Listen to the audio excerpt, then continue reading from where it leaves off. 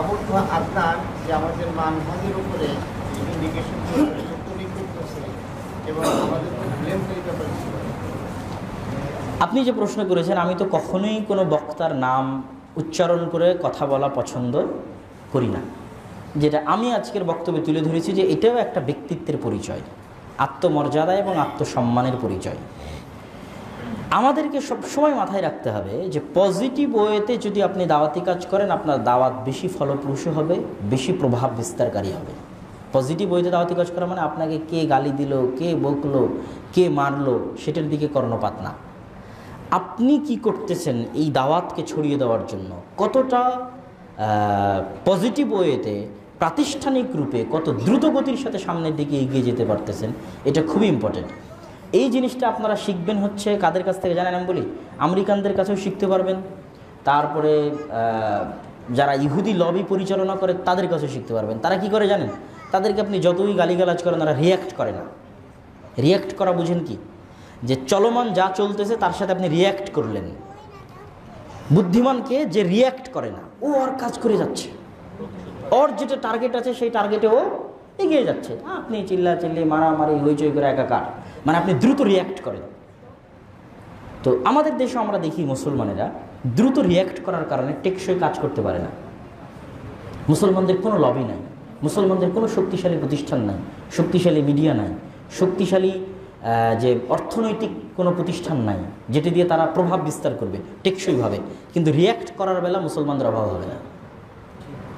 যে এক্ষুনি কোনো একটা ইস্যু চলে আসলে হাজার হাজার মুসলমান মাঠে নেমে যাবে। কিন্তু তুমি একটা টেকসই কাজ করো বাবা, একটা শক্তিশালী কিছু তৈরি করো যেটা এই জাতির জন্য যুগ যুগ ধরে ভূমিকা রাখতে পারবে।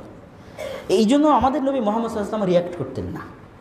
মানে তাকে কে গালি দিল, কে মারলো, কে তাকে তাইফের ময়দানে মারলো, কে মক্কায় কুরাইশরা তার উপর অত্যাচার করলো, নো রিয়্যাক্ট।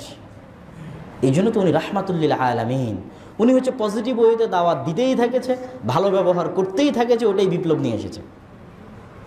তাহলে আমরা তো মুহাম্মদ সাল্লাল্লাহু আলাইহি ওয়াসাল্লামের অনুসরণ করা প্রত্যেক মুসলমানের উপর জরুরি কর্তব্য, প্রত্যেক মুসলমানের জরুরি দায়িত্ব। এই জন্য আমি এক্সাক্ট কাউকে উদ্দেশ্য করে বলছি না, তাকেও বলছি যার নাম আপনি উচ্চারণ করছেন, তাকেও বলতেছি যে তার কি ধরনের আচার ব্যবহার করা উচিত, যেমনটা মুহাম্মদ সাল্লাল্লাহু আলাইহি ওয়াসাল্লাম করেছেন, যেটা আজকের বক্তব্যে আমি তুলে ধরার চেষ্টা করেছি।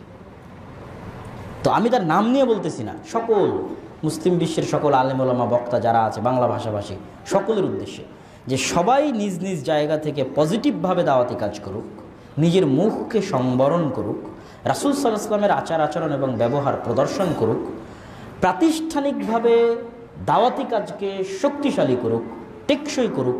তাহলে এটাই হচ্ছে প্রকৃত পরীক্ষা, কে টিকে থাকবে আর কে ঝরে পড়বে। আপনার দাওয়াত, আপনার আচার এবং আপনার ব্যবহার পৃথিবীতে বিপ্লব তৈরি করবে, আপনার প্রতিষ্ঠান পৃথিবীতে বিপ্লব তৈরি করবে। আমরা এই দেশে বসে আছি, আওয়ামী লীগ এবং বিএনপির প্রত্যেকটা কর্মী রিয়্যাক্ট করতেছে, আর আমেরিকা বসে থেকে কি করতেছে? পজিটিভ ওয়েতে তার শক্তিশালী প্রতিষ্ঠান তৈরি করে আমাদেরকে প্রভাবিত করতেছে।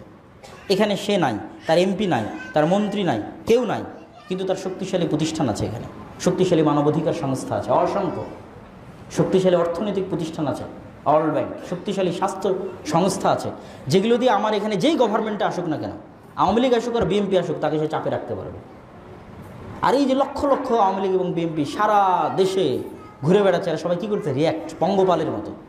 এদের নির্দিষ্ট কোনো লক্ষ্য উদ্দেশ্য নাই, কোনো টার্গেট নাই, কোনো উঁচু হিম্মত নাই। তো এরাই তো ভাই ওই ফেরাউনের যুগের বানু ইসরাইল, কী ডিফারেন্স আছে? তাহলে আমাদেরকে ওইটা হওয়া যাবে না, নিচে নামা যাবে না। আমাদের কি করতে হবে? উঁচু লক্ষ্য উদ্দেশ্য রাখতে হবে, মহৎ লক্ষ্য উদ্দেশ্য রাখতে হবে। সেই লক্ষ্য উদ্দেশ্যের পিছনে অন্যরা গালিগালাজ করে আমাদের মনোযোগ ডিসকানেক্ট করার চেষ্টা করবে না, করা যাবে না। আপনি হচ্ছে আপনার টার্গেটকে সামনে রেখে আরও গতি বাড়ান দাওয়াতি কাজের, আরও শক্তিশালী প্রতিষ্ঠান তৈরি করেন, শক্তিশালী লবি তৈরি করেন, অর্থনৈতিক প্রতিষ্ঠান তৈরি করেন, শক্তিশালী মিডিয়া তৈরি করেন। এটা হচ্ছে টেকসই। এই জিনিসটা আমরা মুসলমানেরা যতদিন না বুঝবো ততদিন আসলে আমাদের পরিবর্তন হবে না।